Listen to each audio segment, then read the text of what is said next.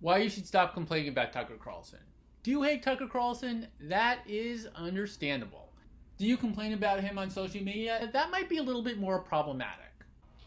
Fox News just fired Tucker Carlson from the show, which averaged 3.3 million nightly viewers. In theory, that should have drastically shrunk the amount of people paying attention to him. Social media data shows the opposite happened.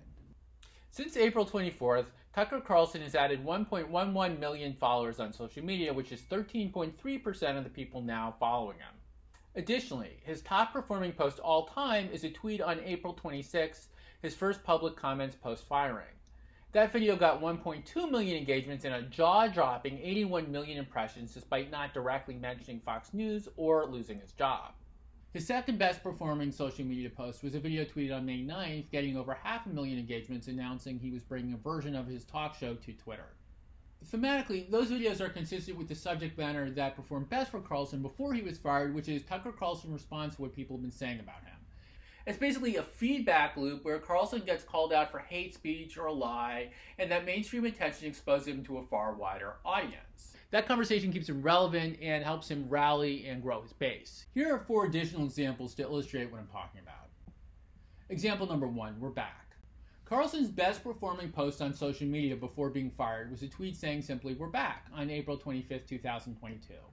He had temporarily been banned from the platform after referring to the U.S. Assistant Secretary for Health Rachel Levine, who was a trans woman, as a man. Example number 2, American Nationalist. His next best performing social media post was a photo of him holding up the New York Times newspaper with the headline labeling him an American nationalist.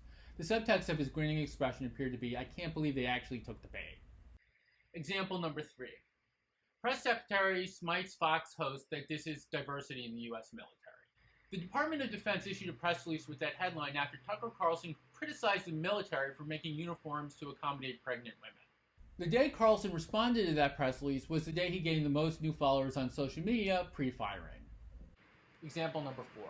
Tucker Carlson's top performing post in 2019.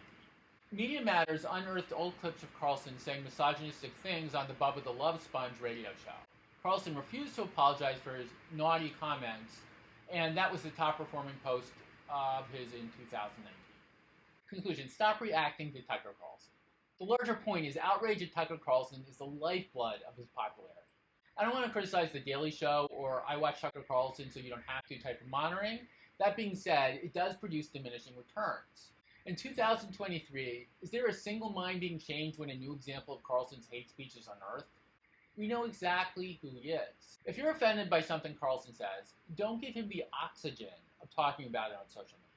If you work in the press, take a harder look if Carlson's comments actually qualify as news.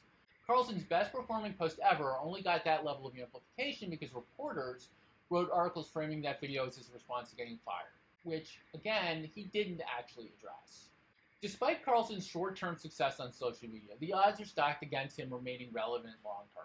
When high-profile hosts break up with Fox News, the network gets the audience in the divorce. For example, Bill O'Reilly, who was the first Tucker Carlson, now hosts a talk show hidden behind a paywall on his website and has disappeared from the cultural conversation.